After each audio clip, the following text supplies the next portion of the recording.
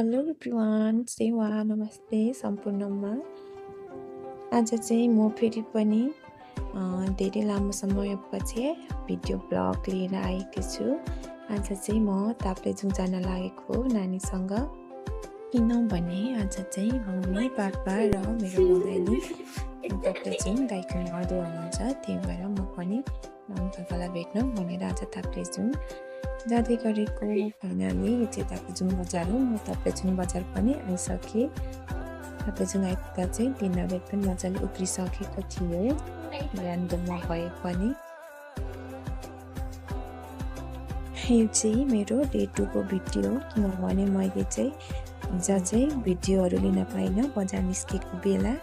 अहिले चाहिँ हामी दाइको घरबाट निस्केर आँखा उपचार केन्द्रतर्फ लाग्यौँ, किनभने मेरो पापाको चाहिँ आँखामा थोरै समस्या भएर हामी जाँदैछौँ।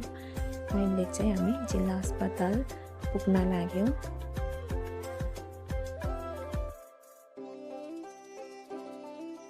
यो चाहिँ जिल्ला अस्पताल हो। त्यसपछि चाहिँ हामी उतै आँखा अस्पतालतिर गयौँ। आँखा उपचार केन्द्र चाहिँ अहिले यता तल रहेछ, मलाई चाहिँ थाहा थिएन। अनि त्यहाँ चाहिँ हामी पुगेर बस्यौँ। त्यहाँ चाहिँ यति राम्रो राम्रो प्लानहरूले एकदमै मजाले डेकोरेसन गर्नुभएको रहेछ। र यहाँ चाहिँ आँखा बिरामीहरूको लागि दान बक्स रहेछ र मैले थोरै दान बक्स गरेँ। त्यसपछि चाहिँ हामी अलिक घर आएर खाजा खानातर्फ लाग्यौँ। एकदमै गर्मी पनि भइरहेको थियो र आइसक्रिम पनि खायौँ। त्यसपछि चाहिँ हामी अहिलेको भाइरल डाँडा कफी हाउसको एकदमै राम्रो पर्छ, देखिने एकदमै राम्रो डाँडा बनाउनु भएको रहेछ।